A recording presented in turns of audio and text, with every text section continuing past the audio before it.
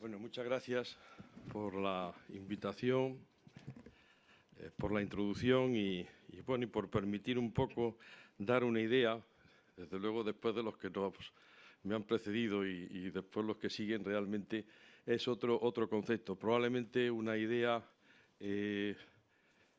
más práctica y bueno, de otro nivel. Pero indudablemente creo que como profesor universitario está uno obligado a impulsar y a animar estos conceptos de innovación. La innovación, cuando uno ve la innovación es la letra pequeñita, la I pequeña, y además es casi realmente la que los cirujanos estamos envueltos. El I+D con mayúscula es más complejo, pero, sin embargo, recientemente estaba yo buscando información para poder decir, bueno, qué es la innovación y me encontré esta cita en donde habla de que la innovación es el principal factor de crecimiento, más incluso que el capital y la mano de obra. Desde luego eso se traduce en neurocirugía y es real. Yo voy a dividir fundamentalmente la innovación, se hablan de muchos conceptos, pero vamos a restringirnos solamente a dos. Uno es el fácil de ver, bueno, el instrumento, el equipamiento, etcétera, y otro que es más difícil de conceptuar, que es nuevas formas de gestión. Bien.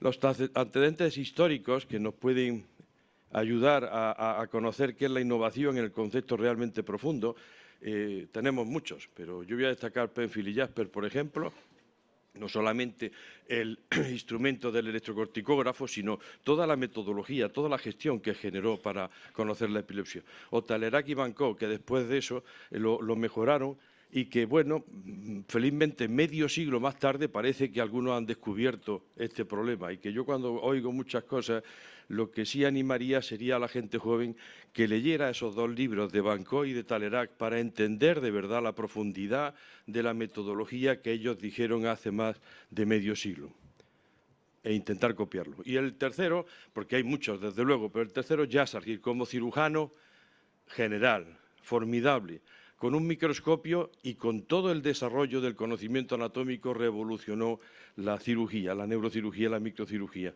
Entre otras cosas, por ejemplo, con el proceso de abordaje transurcal.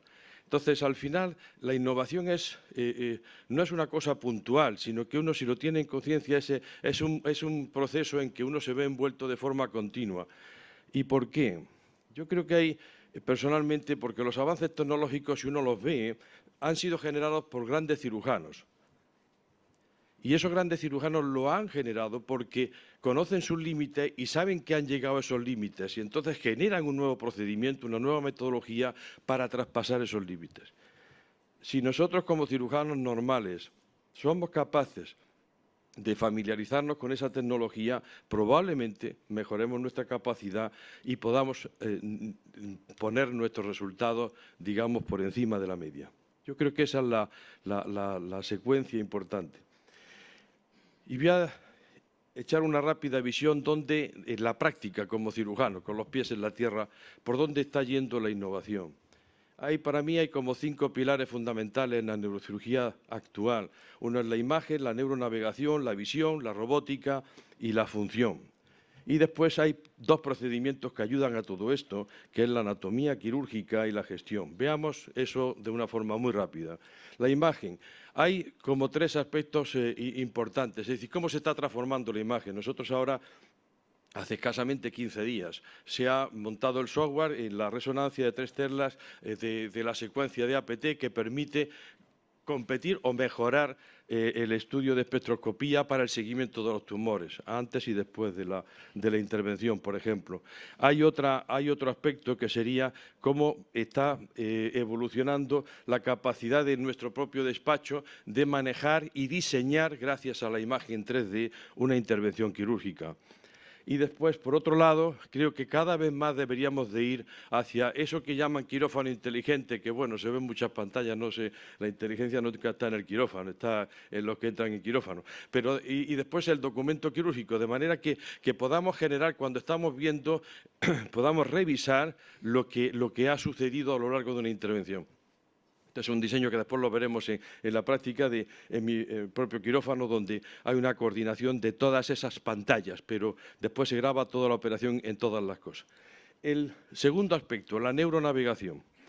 Nosotros empezamos a mediados de los años 90, no había neuronavegador, no había dinero, pero sí había la preocupación de poder solventar problemas como era encontrar cavernomas o lesiones profundas. Hicimos una aproximación y utilizando el AutoCAD y guiándonos por Talerac, lo que hicimos fue ir superponiendo las capas de la resonancia con la angiografía, con el cuadrícula de Talerac, de manera que en el quirófano llegamos a poner la cabeza, si lo imaginan, en el plano sagital paralelo al suelo, el microscopio perpendicular, y en el ordenador veíamos el dibujo venoso con las venas reales, de manera que podíamos distinguir dónde estaba el surco y, como pasa aquí abajo, poder llegar al final de la cisura de Silvio, por debajo del pliegue curvo, a quitar un cavernoma.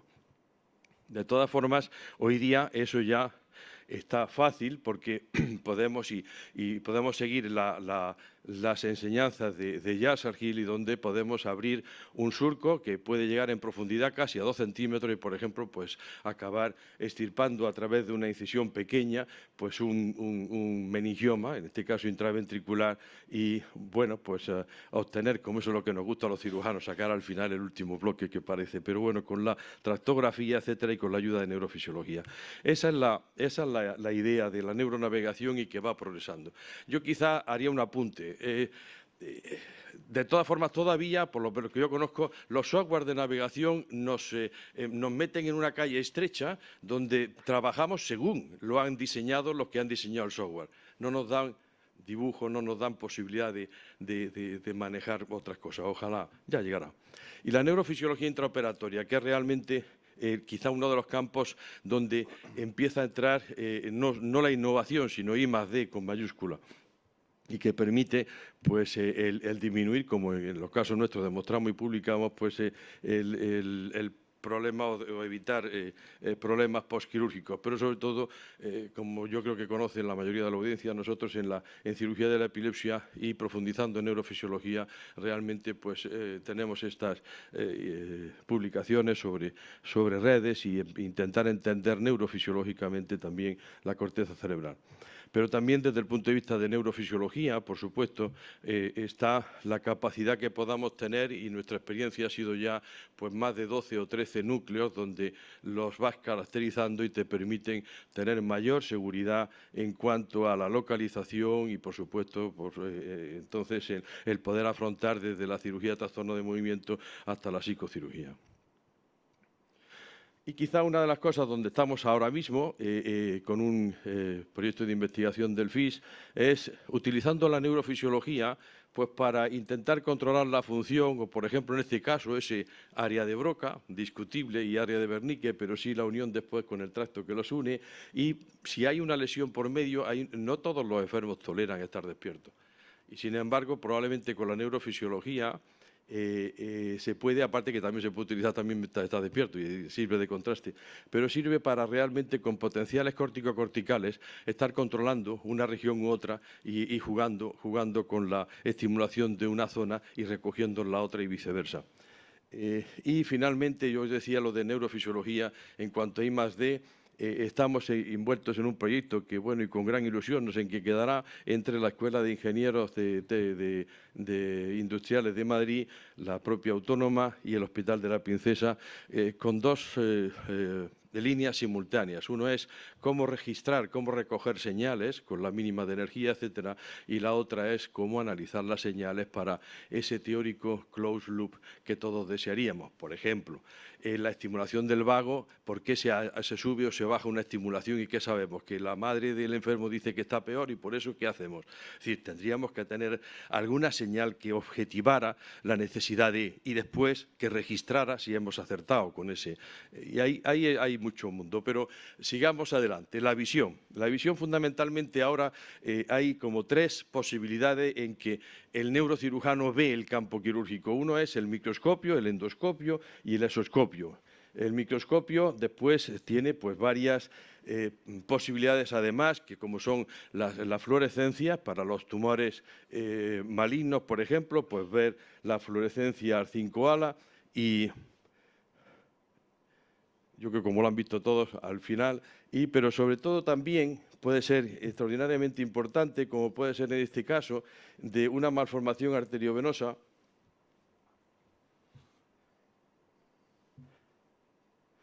en donde utilizando el sistema de 3D, realmente nosotros era algo complejo, donde se veía una malformación saliendo al lado de las tálamos estriadas y la información que obtuvimos fue mucho mejor que con la angiografía convencional y después, durante la intervención, la fluorescencia con verde indocianina nos permitió, aquí no se ve muy bien, pero nos permitió diferenciar las arterias normales del inicio de esa malformación y, bueno, pues llevar a cabo la intervención, hacer el clipaje únicamente de los vasos mal formados y hacer una extirpación, pues también, como algunas veces por los cirujanos nos gusta enseñar el trofeo de caza.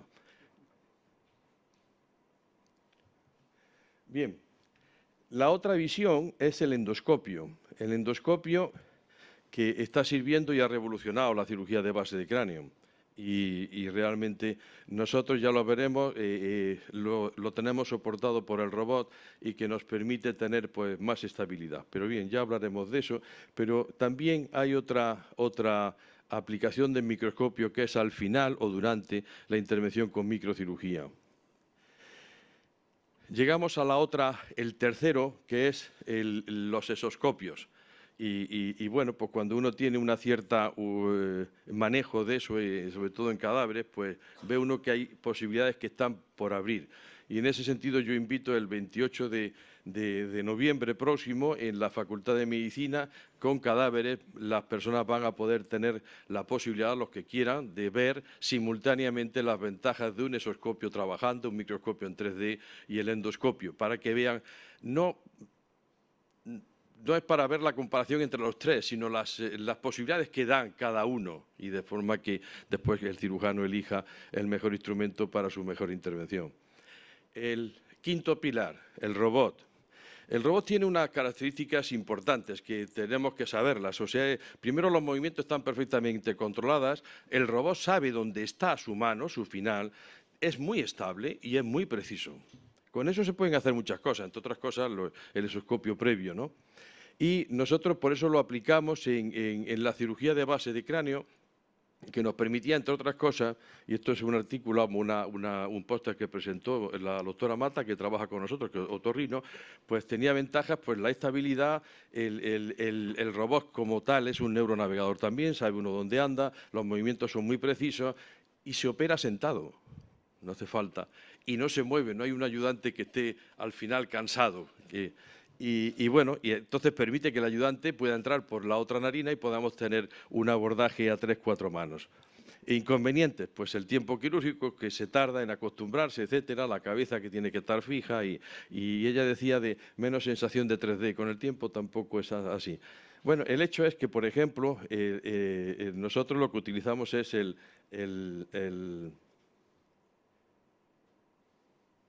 vamos a ver.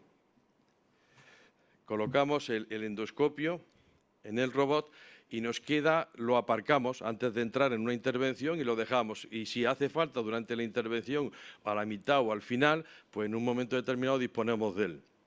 Y no montamos ninguna cosa, sino que la cirugía es algo ágil, donde uno sigue sentado, se quita uno el microscopio y utiliza uno el endoscopio y al revés. Como en este caso, pues están los dos colocados. Y este es un caso por ejemplo, un tumor de ínsula, donde puede uno empezar con el microscopio a la izquierda a hacer la disección, pero hay un momento determinado en que las cosas están profundas o no te permiten realmente ver y puede uno, a la mitad está la visión del endoscopio, que aparentemente es mala, pero en un momento determinado se puede cambiar, se quita el microscopio, trabajamos con el endoscopio y vamos así alternando. Y no está mal. Entonces, pasamos al sexto concepto de innovación o donde podemos estar innovando, que es lo que yo denomino el laboratorio de anatomía quirúrgica.